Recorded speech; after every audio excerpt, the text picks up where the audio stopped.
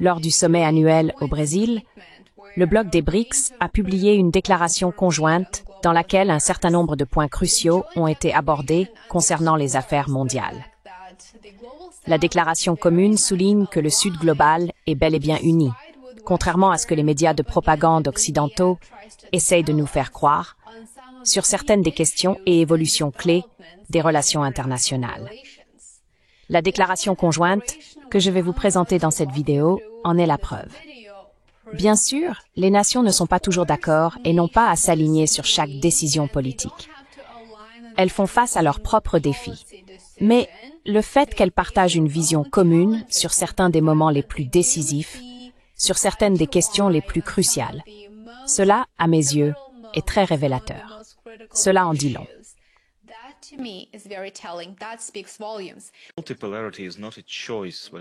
La multipolarité n'est pas un choix, mais une réalité objective. Elle vient remplacer l'ancien modèle néolibéral qui est dépassé et reposait sur des pratiques quasi coloniales. Dans cette vidéo, je vais donc vous présenter les principaux enseignements de la déclaration des BRICS. Tout d'abord, les nations des BRICS réaffirment leur soutien total à un État palestinien sur les frontières de 1967 avec Jérusalem-Est comme capitale. Et le bloc des BRICS a appelé toutes les parties à un cessez-le-feu inconditionnel à Gaza. Les BRICS expriment leur profonde préoccupation face aux attaques israéliennes en cours sur Gaza et au blocus de l'aide humanitaire. Le bloc appelle au respect total du droit international, à un cessez-le-feu immédiat et inconditionnel, au retrait des forces israéliennes, à la libération des otages, ainsi qu'à la livraison sans entrave de l'aide humanitaire.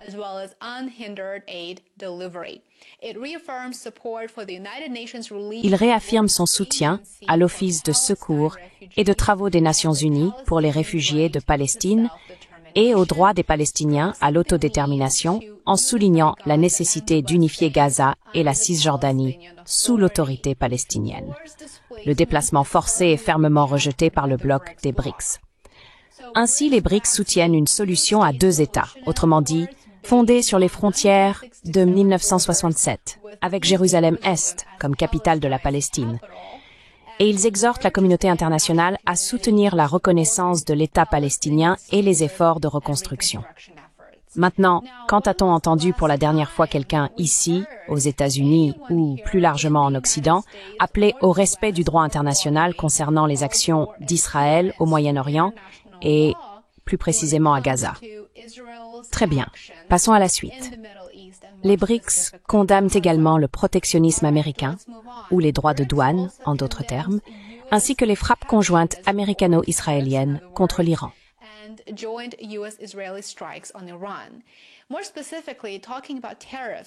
Plus précisément, en ce qui concerne les droits de douane, les BRICS s'opposent à la montée des mesures restrictives et unilatérales en matière de commerce, telles que les droits de douane, les barrières non tarifaires et le protectionnisme déguisé en politique environnementale qui menacent le commerce mondial, les chaînes d'approvisionnement et la stabilité économique.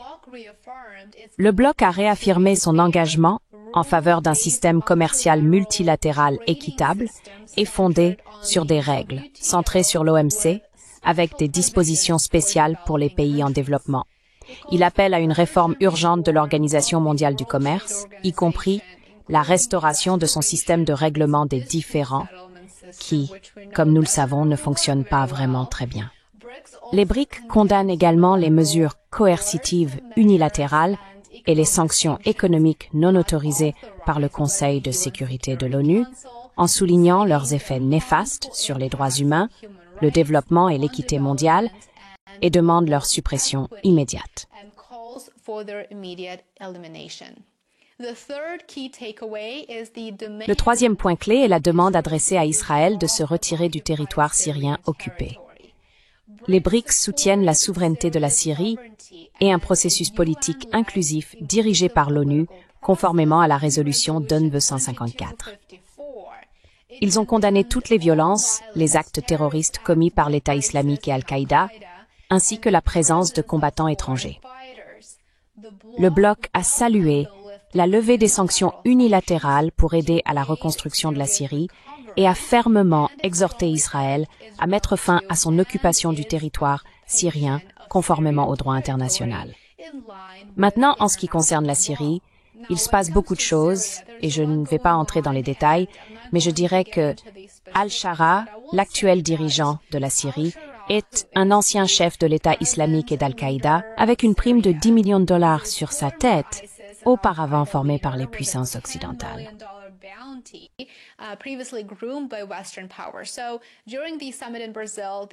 Lors du sommet au Brésil, le bloc des BRICS a également condamné l'État islamique, Al-Qaïda et les attaques terroristes salafistes en Syrie. Je pense que cela a beaucoup d'importance, car le bloc des BRICS reconnaît le rôle des nations et des acteurs étrangers dans le destin tragique de la Syrie. Ce qui est vraiment intéressant, c'est que le bloc a condamné les attaques de l'Ukraine contre des trains civils dans les régions de Koursk, Voronezh et Briansk en mai et juin de cette année. Enfin, le bloc des BRICS a officiellement accueilli l'Indonésie en tant que nouveau membre. Comme vous le savez peut-être, l'Asie du Sud-Est est devenue une trajectoire de développement importante pour le Sud global.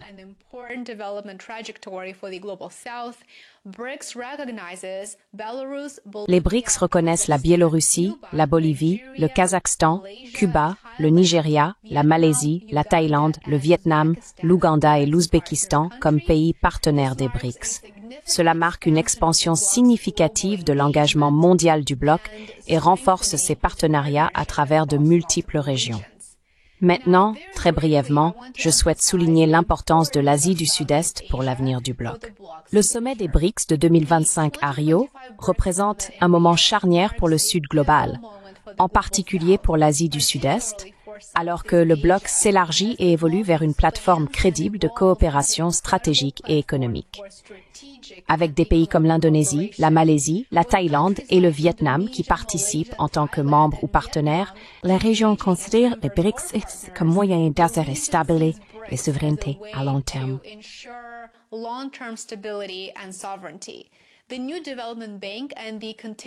La nouvelle banque de développement et l'accord de réserve de contingence, que j'ai abordé en détail dans une précédente vidéo, offre des alternatives concrètes aux institutions financières dominées par l'Occident, séduisant les nations qui considèrent la diversification plutôt que l'alignement avec une seule puissance comme leur principal objectif à l'heure actuelle.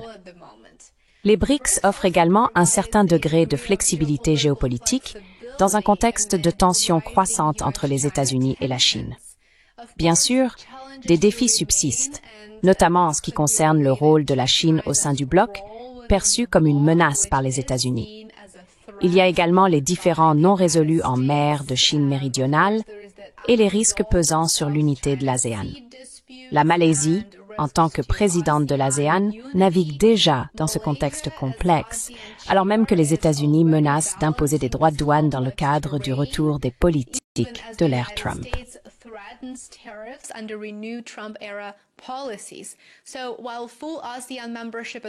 Ainsi, bien qu'une adhésion complète de l'ASEAN aux BRICS soit peu probable à l'heure actuelle, il est clair que plusieurs nations augmentent progressivement leur engagement avec l'alliance des BRICS. Non pas d'ailleurs comme un rejet de l'Occident, mais comme une stratégie de précaution. En fin de compte, l'implication de l'Asie du Sud-Est signale un changement plus large. Le Sud global prend l'initiative, affirme son autonomie dans les affaires mondiales et utilise les BRICS non pas pour choisir un camp, mais pour élargir ses options et reconquérir sa souveraineté dans un monde de plus en plus polarisé et fragmenté. Maintenant, montrez votre soutien. Cela compte beaucoup. Abonnez-vous, aimez et partagez. Soutenez mon travail sur Substack et Patreon. Vous y trouverez plus de contenu. J'aimerais beaucoup vous y retrouver et je vous donne rendez-vous ici demain. Profitez du reste de votre journée. Prenez soin de vous.